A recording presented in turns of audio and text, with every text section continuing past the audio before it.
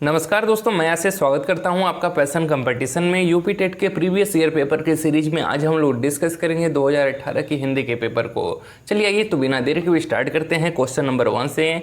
पहला प्रश्न है कि प्रागैतिहासिक में किस उपसर्ग का प्रयोग है? प्राक, प्राग या फिर प्रागैति। अगर उपसर्ग की बात करें तो वे शब्दांश जो किसी शब्द के आगे जोड़कर उसके अर्थ में परिवर्तन करते हैं उन्हें उपसर्ग कहते हैं। प्रागैतिहासिक में ऐतिहासिक मूल शब्द है और इसमें प्राक उपसर्ग लगा हुआ है दोस्तों। तो प्रागैतिहासिक में उपसर्ग क्या है? वह है प्राक। चलिए आइए अगला प्रश्न देखते हैं कि तुलसीदास किसकी कविता है? हरिवंश राय बच्चन, मुक्तिबोध, अज्ञे या फिर सूर्यकांत त्रिपाठी निराला। तुलसीदास किसकी रचना है? तो यह सूर्यकांत त्रिपाठी निराला जी की रचना है। अगर इसके अतिरिक्त निराला जी की और रचनाओं की बात करें तो इनकी परिमल एक महत्वपूर्ण रचना है दोस्तों। कौन सी? परिमल। इसके अलावा नए पत्ते, कौन से? नए पत्ते इनकी प्रमुख रचना है। तथा कुकुरमुत्ता, कौन सा दोस्तों? कुकुरमुत्ता भी इनकी एक प्रमुख रचना है। याद रखिएगा कौन कौन सा बताया हमने अभी? परिमल, नए पत्ते, कुकुरमुत्ता तथा तुलसीदास सूर्यकांत त्रिपाठी निराला जी की प्रमुख रचनाओं में से एक है। चलिए आइए अगला प्रश्न देखते हैं कि बहिष्कार का संधि विच्छेद क्या है? बहिष्कार का संधि विच्छेद ए बहिधनकार, बी बहिधन इसकार, सी बहिष्धन अकार या डी बहिर्धनकार। तो बहिष्कार का संधि विच्छेद है यहाँ पर बहिधनकार। ठीक है दोस्तों। और बात करें अगर इसमें कि कौन सी संधि है तो वह है आपकी विसर्ग संधि। कौन सी संधि है इसमें? विसर्ग संधि है। आइए अगला प्रश्न देखते हैं कि वैदेही वनवास किसकी रचना है? मैथिली शरण गुप्त, अयोध्या सिंह उपाध्याय हरिऔध या रामधारी सिंह दिनकर जी की या फिर श्रीधर पाठक जी की। तो वैदेही वनवास अयोध्या सिंह उपाध्याय हरिऔध जी की एक प्रमुख रचना है दोस्तों। किसकी है? हरिऔध जी की एक प्रमुख रचना है। इसके अतिरिक्त हरिऔध जी की अन्य रचनाओं की बात करें तो प्रिय प्रवास, कौन सा? प्रिय प्रवास इनकी एक सबसे प्रमुख रचना मानी जाती है। और यह हिंदी की खड़ी बोली की प्रथम महाकाव्य है। प्रिय प्रवास क्या है? हिंदी के खड़ी बोली का प्रथम महाकाव्य भी है। इसके अलावा ठेठ हिंदी का ठाठ, अध खिला फूल। ठीक है दोस्तों, कौन कौन सा? ठेठ हिंदी का ठाठ तथा अध खिला फूल भी इनकी एक प्रमुख रचना है। आइए नेक्स्ट क्वेश्चन देखते हैं कि निम्न में से पुल्लिंग शब्द का चयन कीजिए। पखावज, पहिया, लिखावट या मझधार। तो इसमें पहिया पुल्लिंग शब्द है दोस्तों, जबकि पखावज, लिखावट तथा मझधार स्त्रीलिंग शब्द है। आइए अगला प्रश्न देखते हैं। यहाँ पर आपको निर्देश दिया गया है कि प्रश्न संख्या 36 एवं 37 के लिए यह निर्देश दिया गया है। ठीक है, तो सबसे पहले हम लोग पढ़ लेते हैं, फिर उसके बाद प्रश्नों को हल करेंगे। स्पष्टता, आत्मविश्वास, विषय की अच्छी पकड़ और प्रभावशाली भाषा में अपने विचारों और भावनाओं को व्यक्त करना ही संप्रेषण कला है, जो निरंतर अभ्यास से निखारी जा सकती है। एक दिन में कोई अच्छा वक्ता नहीं बन सकता तथा भाषा पर अनायास ही किसी की पकड़ नहीं हो पाती। इसी अभ्यास से स्वामी विवेकानंद ने जिस संप्रेषण कला का विकास किया था उसने विश्व धर्म सम्मेलन में लाखों अमेरिका निवासियों को चकित और मोहित कर दिया था। चलिए आइए देखते हैं कि क्या प्रश्न पूछ रहा है। 36 है कि संप्रेषण कला क्या नहीं है? प्रभावशाली भाषा, अलंकरण, आत्मविश्वास, विचारों और भावनाओं को व्यक्त करना। तो अभी हमने ऊपर यहाँ पर देखिए पहले लाइन में ही पढ़ा था कि संप्रेषण कला क्या है? स्पष्टता है, आत्मविश्वास है, विषय की अच्छी पकड़ है और प्रभावशाली भाषा है तथा अपने विचारों और भावनाओं को व्यक्त करना ही संप्रेषण कला है। ठीक है, तो इसमें प्रभावशाली भाषा, आत्मविश्वास और विचारों और भावनाओं को व्यक्त करना क्या है? संप्रेषण कला है। जबकि अलंकरण क्या है आपका? संप्रेषण कला नहीं है। तो यही इसका सही जवाब हो जाएगा। आइए अगला प्रश्न देखते हैं कि संप्रेषण कला का विकास किससे होता है? अनायास, अभ्यास, भाषण या विषय की अच्छी पकड़। तो संप्रेषण कला का विकास दोस्तों अभ्यास से होता है। अगर निरंतर अभ्यास किया जाए तो हमारी जो संप्रेषण कला है वह बहुत ही अच्छी हो सकती है। चलिए ये अगला प्रश्न देखते हैं कि निम्न में से संयुक्त व्यंजन कौन सा नहीं है? त्र, य, छ या फिर ज्ञ। तो त्र जो है वह त और र से मिलकर बनता है दोस्तों। छ जो है वह क और स से मिलकर बनता है तथा ज्ञ जो है वह ज और य से मिलकर बनता है, यानी कि यह तीनों क्या है आपके संयुक्त शब्द हैं, जबकि यह आपका क्या है, यह एक अंतस्थ व्यंजन है। क्या है दोस्तों, यह अंतस्थ व्यंजन है। ठीक है, तो यह आपका सही जवाब हो जाएगा। नेक्स्ट है कि मृत्युंजय पद में कौन सा समास है, बहुब्रीहि, द्विगु, कर्मधारय या फिर द्वंद्व। मृत्युंजय का अगर हम अर्थ निकाले तो होता है कि मृत्यु पर विजय पा ली हो जिसने, अर्थात भगवान शिव। जहाँ दो पद मिलकर किसी तीसरे पद की ओर इंगित करते हैं वहाँ पर आपका बहुब्रीहि समास होता है। ठीक है दोस्तों, तो मृत्युंजय में कौन सा समास है, वह है आपका बहुब्रीहि। नेक्स्ट है कि अलंकार में किस उपसर्ग का प्रयोग है, तो उपसर्ग क्या होता है, वे शब्दांश होते हैं जो किसी शब्द के आगे जोड़कर उसके अर्थ में परिवर्तन करते हैं। तो अलंकार में कौन सा उपसर्ग है, वह है आपका अलम। अलम प्लस कार मिलके क्या बनता है, अलंकार बनता है। आइए अगला प्रश्न देखते हैं कि यह पुस्तक किसकी है, में रेखांकित शब्द का पद परिचय दीजिए।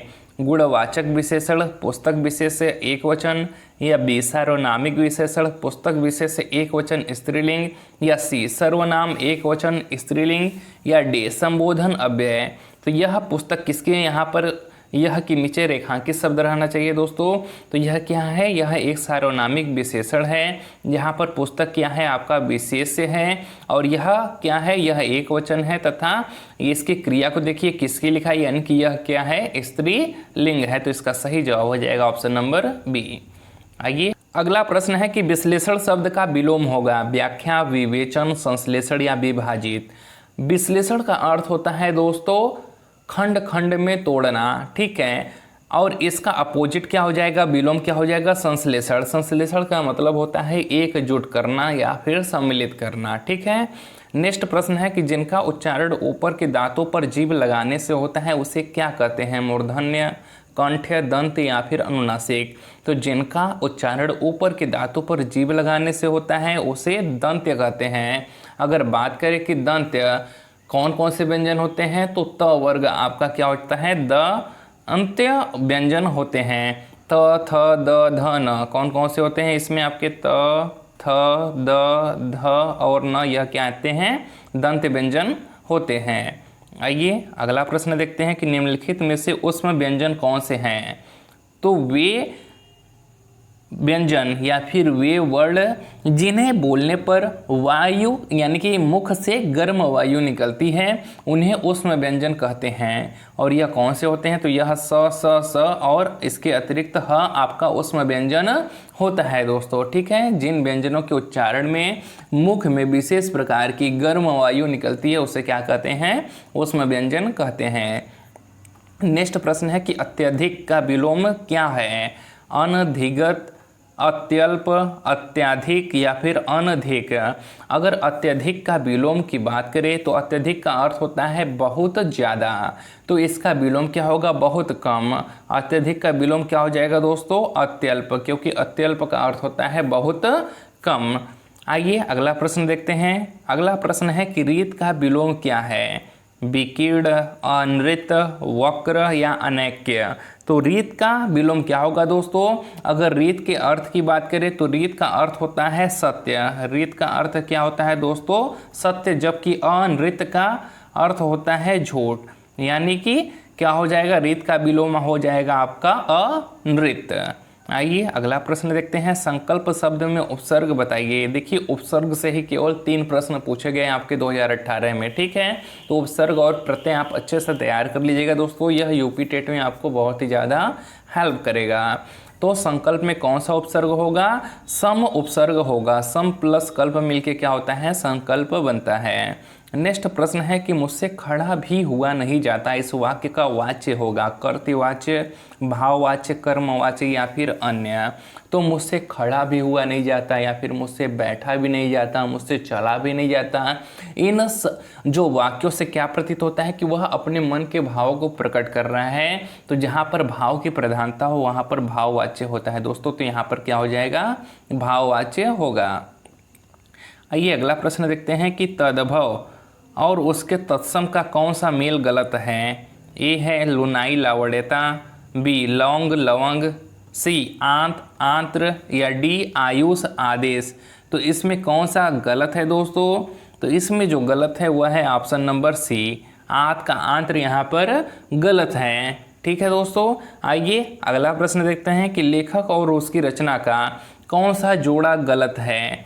स्कंदगुप्त लक्ष्मी नारायण मिश्र, बी संस्कृति के 4 अध्याय रामधारी सिंह दिनकर, सी रसज्ञ रंजन आचार्य महावीर प्रसाद द्विवेदी, या डी अशोक के फूल आचार्य हजारी प्रसाद द्विवेदी। तो संस्कृति के 4 अध्याय रामधारी सिंह दिनकर जी की है, यह सही है। रसज्ञ रंजन महावीर प्रसाद द्विवेदी की है, यह भी सही है। अशोक के फूल हजारी प्रसाद द्विवेदी की रचना है, जबकि स्कंदगुप्त लक्ष्मी नारायण मिश्र की नहीं बल्कि जयशंकर प्रसाद की रचना है। किसकी है दोस्तों? तो यह जयशंकर प्रसाद की रचना है। आइए अगला प्रश्न देखते हैं कि कवि और उसकी रचना का कौन सा जोड़ा सही नहीं है? परिमल सूर्यकांत त्रिपाठी निराला जी की है, तो यह सही है। शिवराज भूषण भूषण जी की है, यह भी सही है। शब्द रसायन देव की है, यह भी सही है। उद्धक शतक भारतेंदु हरिश्चंद्र, यह गलत है, यहाँ पर होगा जगन्नाथ रत्नाकर। जगन्नाथ रत्नाकर जी की यह रचना है। किसकी? जगन्नाथ रत्नाकर जी की यह रचना है उद्धव शतक। ठीक है दोस्तों, आइए अगला प्रश्न देखते हैं। लेखक और उसकी कृति के युग में कौन सा युग्म गलत है? ये है आर्यों का आदि देश, डॉक्टर संपूर्णानंद, सही है। बी है बोलगा से गंगा, राहुल संकृत्यान, यह राहुल संकृत्यान जी की एक यात्रा वृत्तांत है। सी है सूरज का 7वां घोड़ा, धर्मवीर भारती, तो यह बड़ा ही फेमस रचना है धर्मवीर भारती जी की। डी है दिग्दर्शन, दिग्दर्शन रामचंद्र शुक्ल जी नहीं बल्कि यह राहुल सांकृत्यायन जी की रचना है दर्शन दिग्दर्शन। आइए अगला प्रश्न देखते हैं कि विराम चिन्ह की दृष्टि से कौन सा वाक्य अशुद्ध है? तो इसमें जो अशुद्ध वाक्य है वह है आपका ए ही, हाँ मेरा यही विचार है। जब भी हाँ या नहीं शब्द क्या हो, वाक्य की शुरुआत में ही लगे हो और वो वाक्य को अलग करते हो, तो वहाँ पर उसके बाद विराम चिन्ह लगा होता है दोस्तों। तो यहाँ पर विराम चिन्ह अगर लगा रहता तो यह सही होता। यहाँ पर विराम चिन्ह नहीं लगा है, तो यही क्या है? आपका अशुद्ध वाक्य है। आइए अगला प्रश्न देखते हैं कि कौन सा शब्द भिन्न अर्थ और प्रकृति का है? सनातन, चिरंतन, फिर है आपका शाश्वत या फिर अधुनातन। तो जो है आपका चिरंतन, सनातन, शाश्वत, यह तीनों ही प्राचीन शब्दों से जुड़े हैं दोस्तों, जबकि अधुनातन आपका नवीन से जुड़ा है, तो यही आपका भिन्न शब्द है। नेक्स्ट है कि अर्वाचीन शब्द का विलोम होगा। तो अर्वाचीन का अर्थ होता है नवीन और प्राचीन का अर्थ होता है पुराना। ठीक है दोस्तों, अर्वाचीन का अर्थ क्या होता है? नवीन, और प्राचीन का अर्थ होता है पुराना। तो अर्वाचीन का विलोम क्या हो जाएगा? आपका प्राचीन हो जाएगा। ठीक है, आइए अगला प्रश्न देखते हैं कि व्याकरण की दृष्टि से कौन सा शब्द अशुद्ध है? विभीषण, विरहड़ी, गृहिणी या फिर जगतगुरु। तो विभीषण, गृहिणी और जगतगुरु यह तीनों ही सही है, जबकि बिरहड़ी नहीं बल्कि आपका बीरहीड़ी होता है दोस्तों। क्या होता है? बीरहीड़ी, यह आपका शुद्ध शब्द होता है। आइए अगला प्रश्न देखते हैं कि निम्न में से कौन सा युग्म गलत है? ए है मुट्ठी गर्म करना, रिश्वत देना, बी है लुटिया डूबना, सारा काम चौपट होना, सी है सब्ज बाग दिखलाना यानी कि हरा भरा करना, डी है माइक लाल यानी कि साहसी व्यक्ति। तो ए, बी और डी तो सही है, जबकि सब्ज बाग दिखलाना का जो अर्थ होता है वह हरा भरा करना नहीं होता है, बल्कि इसका अर्थ होता है लालच देकर बहकाना। क्या होता है दोस्तों? इसका अर्थ होता है लालच देकर बहकाना। आइए अगला प्रश्न देखते हैं कि मेरी भव बाधा हरो, राधा नागरी सोई, जा तन की झाई परे, श्याम हरित दूती होए। उपर्युक्त दोहे में कौन सा अलंकार है? श्लेष, अन्योक्ति, यमक या फिर रूपक अलंकार है। तो इसमें आपका श्लेष अलंकार है दोस्तों। कौन सा अलंकार है? श्लेष अलंकार है। अगर हम श्लेष अलंकार की बात करें तो जब एक ही शब्द के अनेक अर्थ निकलते हैं तो वहाँ पर आपका श्लेष अलंकार होता है। तो यहाँ पर जो आपका हरित शब्द है दोस्तों, इसके दो अर्थ हैं, एक तो है हरा रंग और दूसरा है प्रसन्न होना। ठीक है, तो इसलिए यहाँ पर क्या है? आपका श्लेष अलंकार होगा। आइए अगला प्रश्न देखते हैं कि गौशाला में कौन सा समास है? बहुव्रीहि, तत्पुरुष, द्वंद्व या फिर द्विगु। तो गौशाला का जब हम लोग क्या करते हैं? अर्थ निकालेंगे तो होगा गौ के लिए साला। क्या होगा? गौ के लिए साला। तो यहाँ पर के लिए का लोप है तो यहाँ पर क्या हो जाएगा? तत्पुरुष समास हो जाएगा।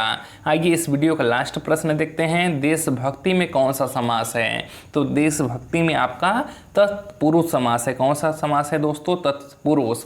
देशभक्ति का जब अर्थ निकालेंगे तो क्या हो जाएगा? देश के लिए भक्ति। तो यहाँ पर भी के लिए का क्या है? के लिए क्या होता है? तत्पुरुष समास होता है आपका। अगर वीडियो अच्छा लगा हो तो वीडियो को लाइक और चैनल को सब्सक्राइब करिएगा दोस्तों।